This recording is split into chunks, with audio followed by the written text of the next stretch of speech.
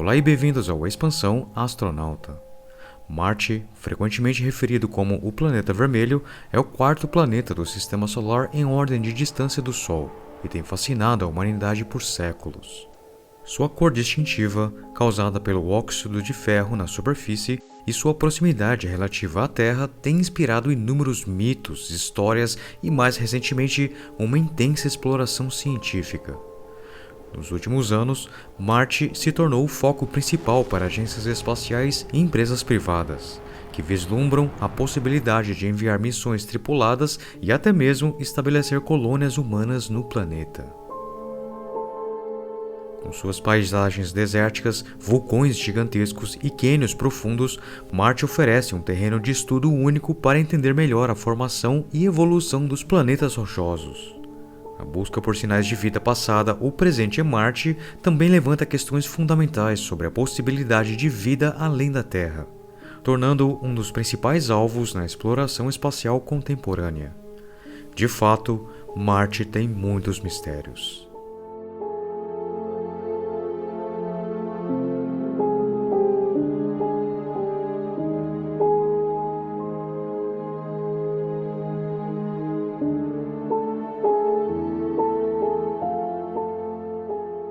Marte, o enigmático planeta vermelho, continua a fascinar cientistas e curiosos com seus inúmeros mistérios. Há pouco tempo fiz um vídeo onde debatemos a possibilidade de compartilhar vida da Terra com Marte. Independente disso ser ético ou não, ou permitido ou não, certamente levanta muita curiosidade sobre seus resultados. Hoje voltamos a falar sobre Marte, mas de um diferente ponto de vista. O que torna esse planeta tão misterioso e fascinante? Por que ele atrai tanta atenção de nós humanos? O que exatamente Marte está escondendo de nós?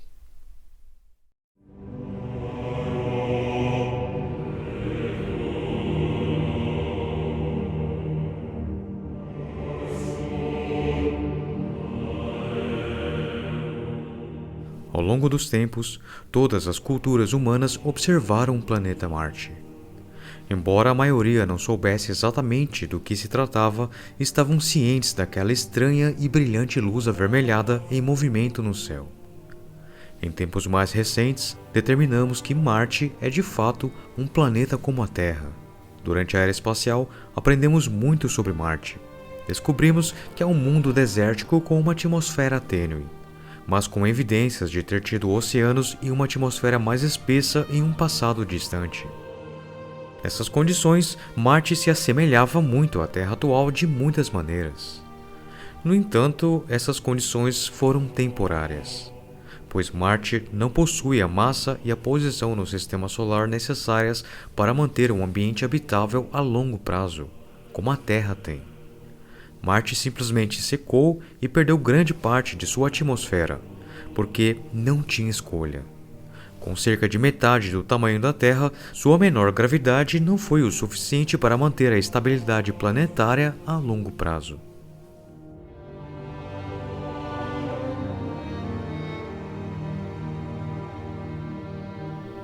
Mas o que Marte nos mostra é que a Terra não é o único mundo aquático. Existem soluções ao paradoxo de Fermi que tratam da hipótese das terras raras, algo que discutimos neste vídeo, que frequentemente ignora o fato de que nosso sistema estelar abrigou de 2 a 3 mundos com oceanos em sua superfície num passado remoto. 2 desses planetas, Vênus e Marte, não permaneceram aquáticos por muito tempo, mas se você tivesse visitado o sistema solar no início de sua história, Terra, Marte e Vênus teriam sido essencialmente semelhantes em termos de condições habitáveis, com oceanos e terras, e naqueles dias, vulcões extremamente ativos.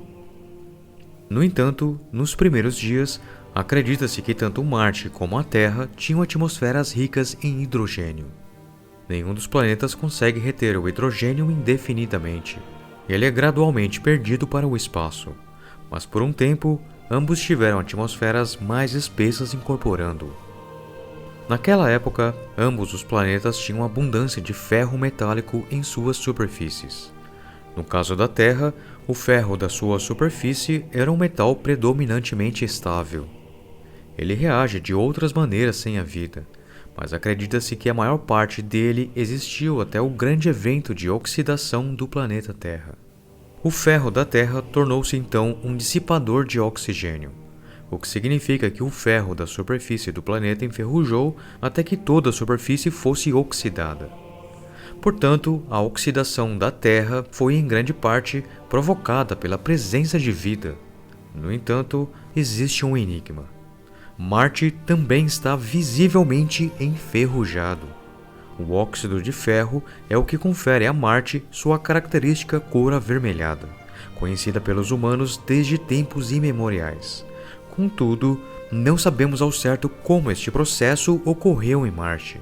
O que exatamente causou a oxidação de Marte ainda é uma questão em aberto e apresenta uma complicação.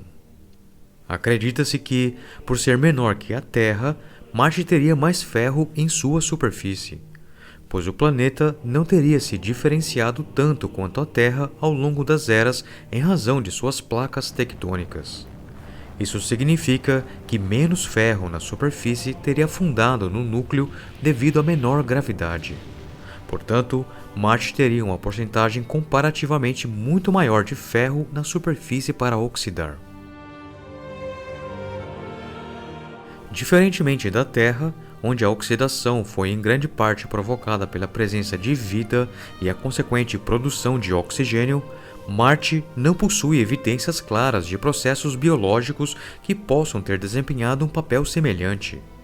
Portanto, embora saibamos que o ferro oxidou, o mecanismo exato por trás desse processo em Marte permanece desconhecido. Sabemos também que o agente responsável pela oxidação do ferro em Marte não está mais ativo. Diversos rovers descobriram meteoritos de ferro na superfície de Marte que são brilhantes e não enferrujados. Portanto, o que quer que tenha acontecido no passado que promoveu o processo de oxidação de Marte não está mais em curso. Uma teoria são os antigos oceanos de água de Marte. Estes teriam adicionado uma quantidade significativa de vapor de água à atmosfera marciana. Devido à menor gravidade do planeta vermelho, esse vapor teria se distribuído de maneira diferente da Terra, alcançando altitudes muito maiores e em concentrações maiores do que acontece aqui. Isso teria exposto as moléculas de água à radiação ultravioleta do Sol, fazendo com que se quebrassem e se dissociassem, liberando oxigênio na atmosfera. Oxigênio livre e ferro metálico resultam em ferrugem. O problema é que seria necessário muito oxigênio livre, persistindo por um longo período, para oxidar todo o ferro abundante em Marte e tornar o planeta vermelho. Portanto, há muitas dúvidas se havia vapor d'água suficiente para explicar completamente esse processo. Existem outras explicações concorrentes para o processo de ferrugem de Marte, mas é evidente que, seja qual for a causa, ela conseguiu oxidar um planeta inteiro de forma muito eficiente. Na verdade, essa linha de pensamento pode ajudar a resolver outro mistério de Marte. Para onde foi toda a água que parece ter existido por lá?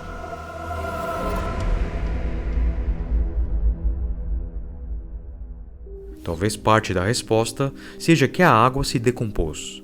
O oxigênio combinou com o ferro para formar ferrugem e o hidrogênio escapou. Também é preciso ter em mente que o que oxidou o ferro da Terra foi a vida fotossintética. E dadas as condições semelhantes às da Terra no início de Marte, é possível que o planeta tenha abrigado pelo menos vida microbiana, possivelmente fotossintetizante. Se nunca encontrarmos evidências disso, será interessante descobrir quais outros processos não biológicos e puramente geológicos podem estar envolvidos para a oxidação. Talvez tenha sido uma combinação de várias causas. Mas se a vida foi responsável por tornar Marte vermelho, e o planeta vermelho esteve nos encarando todo esse tempo e gritando "Eu já tive vida" durante toda a nossa existência como espécie, isso seria no mínimo bastante irônico. Dois planetas enferrujados simultaneamente no mesmo sistema estelar, ambos a mercê implacável do processo de oxidação, compõem o universo no qual posso gostar de pensar. Hoje, Marte, se fosse consciente, poderia respirar aliviado por ter superado este processo, enquanto a pobre Terra ainda enfrenta essa batalha, testemunhando a corrosão inevitável de qualquer objeto metálico.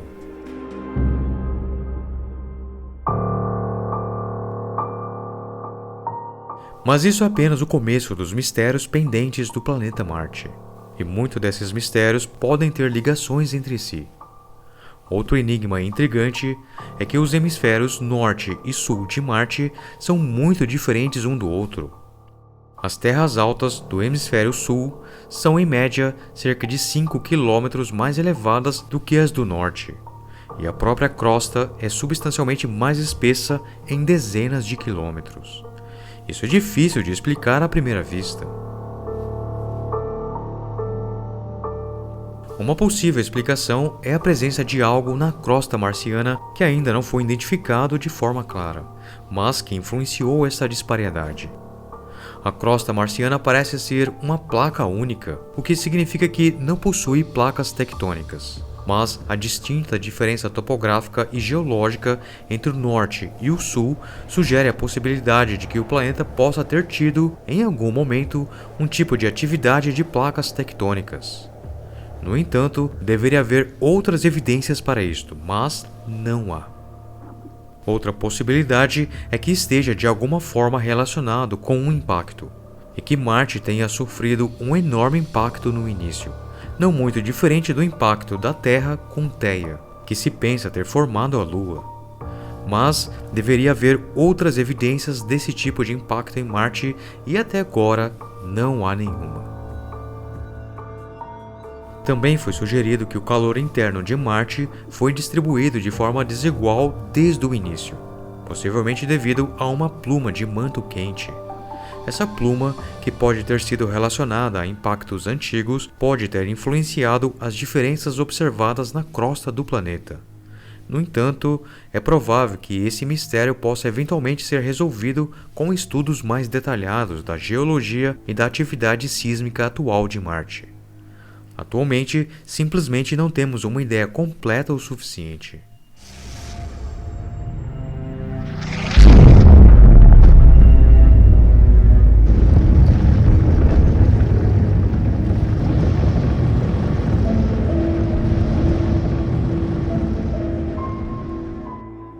Outro mistério é o metano em Marte. Encontrar metano em Marte foi uma grande notícia porque o metano é um gás de bioassinatura. O problema é que também é um gás produzido geologicamente, sendo um exemplo a serpentinização, que é um processo químico mineral que libera metano. Mas em Marte isso é realmente obscuro porque os dados são inconsistentes e ninguém sabe o porquê. O metano foi observado pela primeira vez em Marte pela sonda Mars Express da ESA, há cerca de 20 anos. O gás também foi detectado ao nível da superfície pelo rover Curiosity da NASA. Caso encerrado? Não, porque a sonda ExoMars Orbiter, que é uma sonda conjunta da ESA com a Roscosmos, não detectou qualquer quantidade significativa de metano. Então, você tem um veículo espacial vendo metano na superfície e um orbitador que não o vê. Não está claro por que isso acontece, mas escondido nos anais da astronomia está um curioso incidente envolvendo metano em Marte, que mostra que ele pode realmente ser transitório e de forma um tanto difícil de explicar.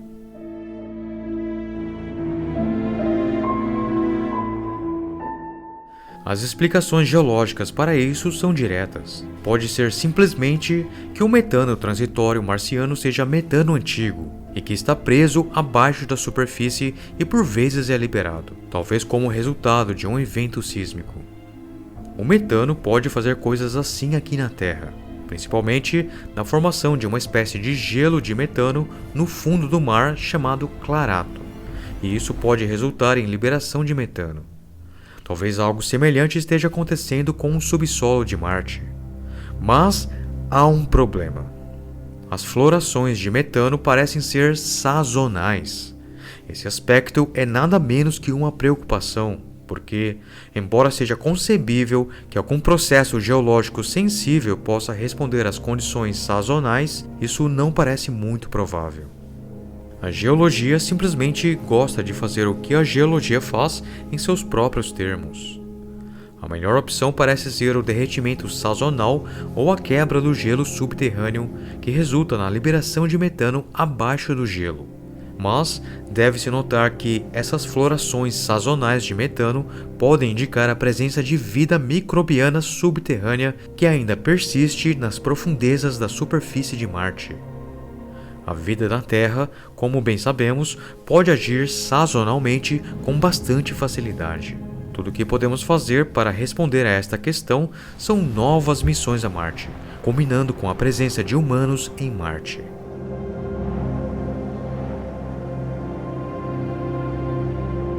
Mas antes de prosseguir, há outro mistério sobre o próprio sistema de Marte além do planeta.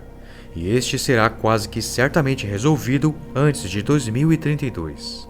Envolve as duas pequenas luas de Marte, Deimos e Phobos. Na verdade, não sabemos como Marte adquiriu essas luas. Uma ideia é que sejam asteroides capturados, mas isso levanta a questão de que, uma vez que conseguiu capturar dois, por que é que os outros mundos terrestres nunca fizeram isso? Talvez a proximidade com um cinturão de asteroides desempenhe um papel nisto. Na verdade, ambos são um tanto instáveis. Deimos está em uma espiral para fora, e um dia deixará a órbita de Marte e seguirá por conta própria. Phobos, no entanto, está em espiral para dentro, muito lentamente, e irá colidir com Marte em cerca de 50 milhões de anos, não muito tempo em escalas de tempo do universo. Mas a hipótese concorrente é que se trata de restos de Marte ejetados por um impacto. Não está claro qual é, mas de qualquer forma vamos descobrir. Pelo menos para Phobos.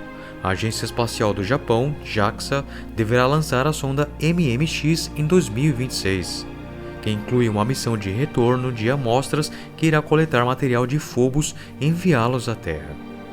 Os retornos de amostras tornaram-se uma espécie de especialidade da JAXA, que devem revelar facilmente as origens de Phobos, porque se for material do próprio planeta Marte, terá uma geologia completamente diferente da de um asteroide capturado.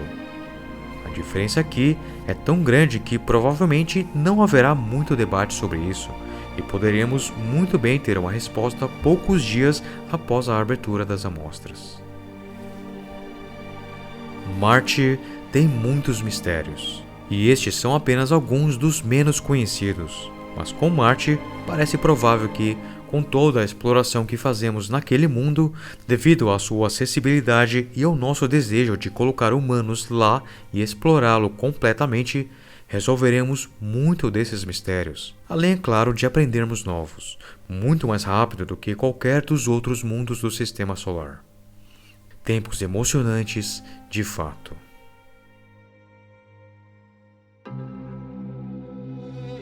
Eu sou o Jeff, obrigado por assistir e continue conosco. Já parou para ponderar o que aconteceria se compartilharmos a vida do planeta Terra em Marte? Quais espécies seriam mais promissoras para sobreviver no planeta vermelho? A resposta certamente vai lhe surpreender. Até a próxima.